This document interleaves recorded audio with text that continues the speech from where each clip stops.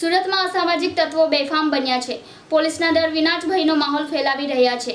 ત્યાં પૂર્ણા ગામ ભૈયાનગર ખાતે લુખ્ખા તત્વોએ ટ્યુશને આવેલા વિદ્યાર્થીના ગળા પર ચપ્પુ મૂકી કહ્યું, આજ કે બાદ યહાં આયા તો તેરી ગર્દન ઉડા દૂંગા। ગુજરાત પોલીસે ગુનેગારો ઉપર ગુજસી ટોકનો હથિયાર ઉગમાયું હતું। ત્યારબાદ અસામાજિક તત્વો ભૂગર્ભમાં ઉતરી ગયા હતા।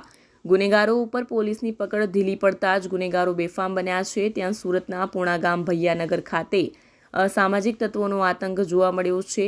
સુરતના પૂર્ણા ગામ ભૈયાનગર પાસે આવેલ વિષ્ણુ પાર્ક સોસાયટીનો વિડીયો સામે આવ્યો છે। ટ્યુશનમાં ભણવા આવેલા વિદ્યાર્થીઓના ગરદન ઉપર ચપ્પુ રાખીને ધમકી આપી રહ્યા હોવાનું દેખાઈ આવે છે। સ્થાનિકોએ જણાવ્યું કે રાત્રે દારૂ પાર્ટી કરે છે અને હંગામા મચાવે છે અને ટ્યુશને આવેલા વિદ્યાર્થીઓના ગળા ઉપર ચપ્પુ મૂકી કહ્યું કે આજ કે બાદ યહાં આના મત, નહીં તો ગરદન ઉડા દૂંગા। આ સામાજિક તત્વો હરકત સીસીટીવીમાં કેદ થઈ છે। ઘટના બાદ પૂના પોલીસે આરોપીની ધરપકડ કરી હતી।